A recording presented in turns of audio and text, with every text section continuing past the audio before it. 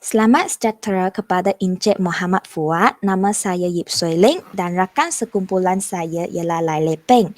Kami dari 3 PISMP Sains 1, kumpulan 4 di sini ingin membuat pembentangan tentang hasil tugasan 3 bagi IELMK 3053 iaitu perancangan pelaksanaan aktiviti pendidikan moral dalam merealisasikan Pelan Pembangunan Pendidikan Malaysia. Sekarang saya akan membuat sedikit pengenalan tentang Pelan Pembangunan Pendidikan Malaysia PPPM 2013 hingga 2025.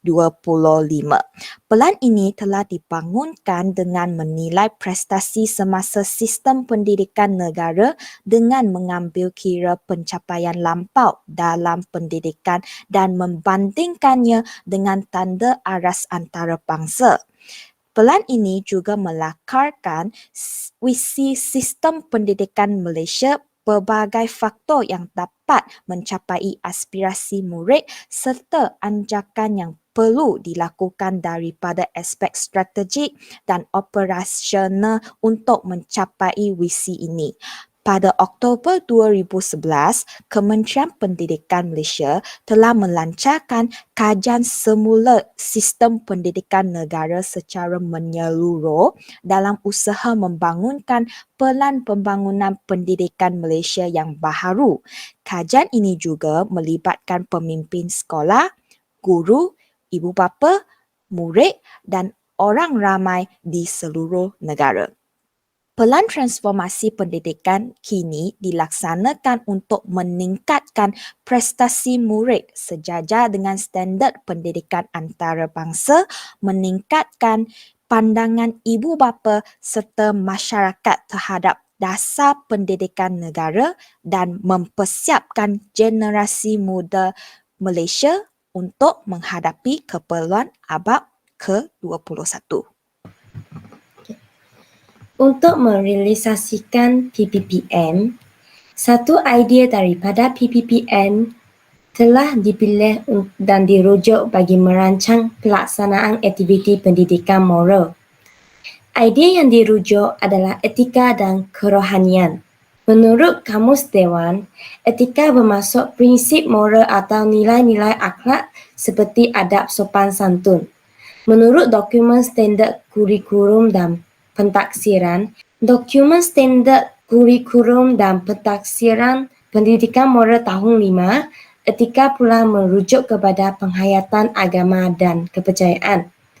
Menurut Nur Asna bin Zakaria, kerohanian adalah satu bentuk pembinaan yang menjadikan perkembangan rohani sebagai tujuan bagi kehidupan insan dan sebab kejadiannya. Terdapat beberapa aspek yang dibincang dalam etika dan kerohanian.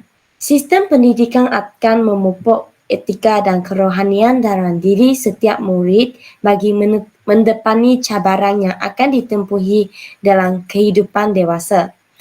Agar mereka boleh menyelesaikan konflik secara harmoni, bijak membuat pertimbangan, berpegang kepada prinsip ketika berada dalam situasi yang kritikal, serta berani melakukan sesuatu yang betul. Sistem pendidikan juga berhasrat untuk membentuk individu penyayang yang dapat menyumbang kepada kesejahteraan komuniti dan negara. Murid yang dihasilkan hendaklah mempunyai nilai keagamaan dan keharmonian yang kukuh. Etika penting dalam kehidupan masyarakat kerana ia berhubung dengan pelakuan tingkah laku masyarakat manusia sama ada baik atau buruk. PPPM juga berhasrat boleh melahirkan insan yang mementingkan masyarakat lebih daripada diri sendiri. Insan yang mengambil berat kepentingan masyarakat biasanya mempunyai pandangan yang lebih jauh untuk pembangunan negara.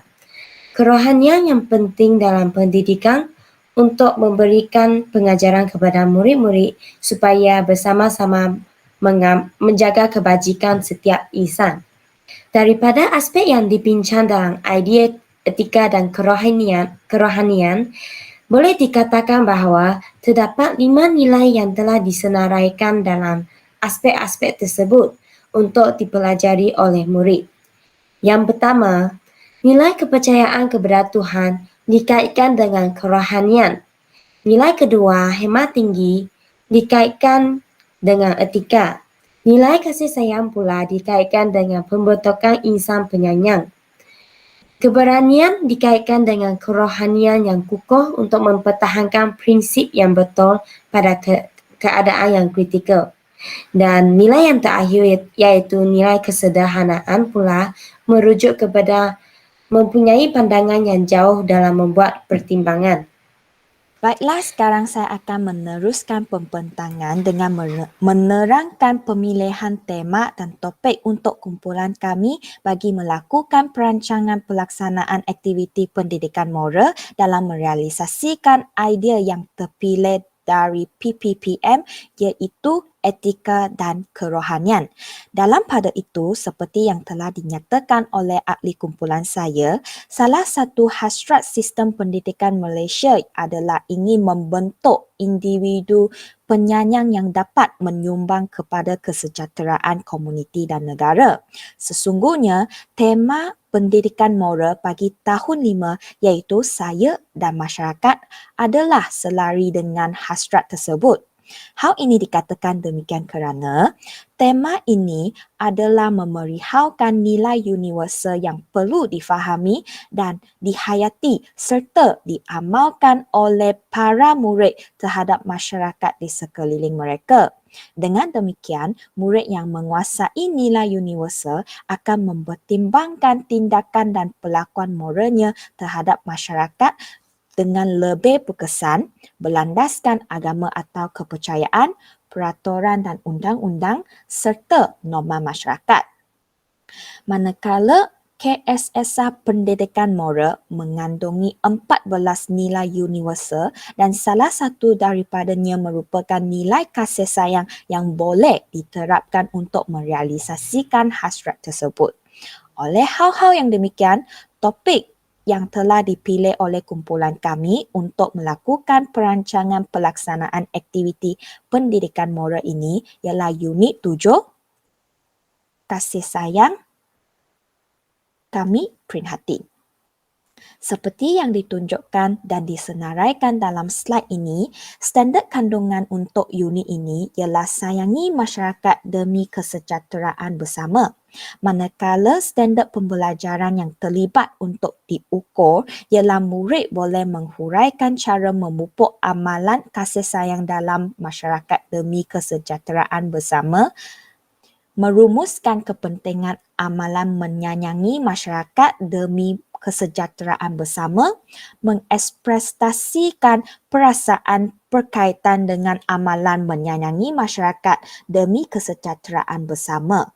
Selaras dengan itu, standard prestasi yang perlu dipamerkan oleh murid pada akhir pelajaran termasuklah menerangkan cara memupuk amalan kasih sayang dalam masyarakat demi kesejahteraan bersama, menghubungkaitkan amalan menyayangi masyarakat demi kesejahteraan bersama dengan kepentingannya, dan tahap penguasaan keempat mengenal pasti dan mempamerkan perasaan berkaitan dengan amalan menyayangi masyarakat demi kesejahteraan bersama. Perteminda ini merupakan carta alur aktiviti yang telah dirancangkan. Pada permulaannya, murid akan diminta untuk menonton video yang ditayangkan oleh guru. Seterusnya, guru dan murid akan membuat perbincangan bersama-sama terhadap situasi dalam tayangan video tersebut. Selepas itu, aktiviti bercerita akan dijalankan secara individu.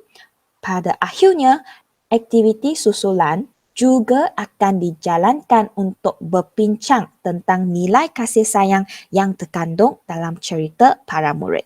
Sekarang, Lai akan meneruskan pembentangan lagi dengan menerangkan perancangan pelaksanaan aktiviti pendidikan moral ini. Pada peringkat pertama, bahan bantu mengajar digital video telah digunakan. Video digunakan untuk meningkatkan proses pengajaran dan pembelajaran serta meningkatkan pemikiran kritikal dan kemahiran mental.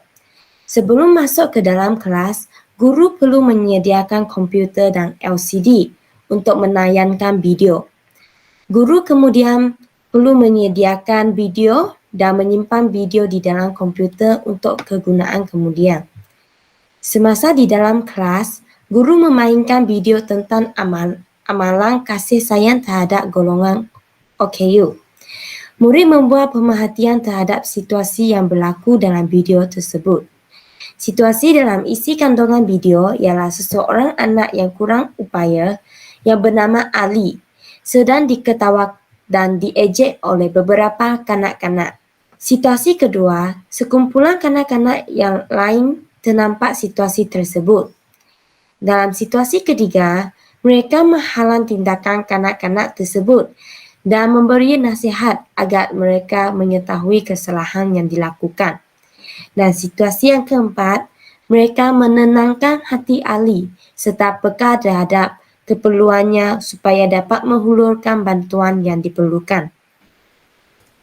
Semasa murid menonton video, interaksi berlaku antara murid dengan bahan pengajaran video ini.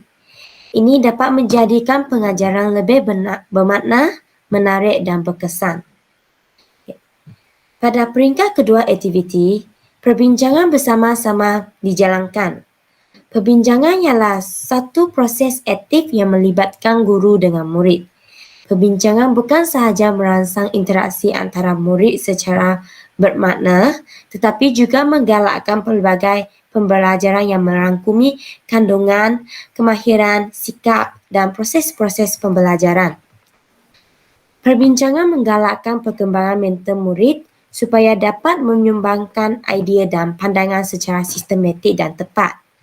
Hal ini demikian kerana semasa perbincangan, murid dilatih berfikir dengan teliti, berbual dengan gaya yang menarik, mengemukakan pandangan yang jelas, tepat dan logik. Proses perbincangan membolehkan murid menguasai teknologi perbincangan yang betul dan menggalakkan kemahiran lisan yang dipelajari. Sebelum perbincangan dilakukan, guru hendaklah menerangkan peraturan dengan jelas untuk memastikan aktiviti berjalan dengan lancar, teratur dan tidak terpesong daripada tujuannya. Persediaan dan mencapai matlamat pada sesi akhir perbincangan. Guru bersama murid-murid membuat perbincangan selepas sesi tayangan video. Semasa perbincangan, guru hanya berperanan sebagai fasilitator, membimbing murid dengan kemahiran dan memberi peluang kepada murid. Guru menggalakkan para murid untuk mengkongsikan hasil pemerhatian masing-masing terhadap video tersebut. Guru bergerak di dalam kelas untuk memerhatikan keadaan murid.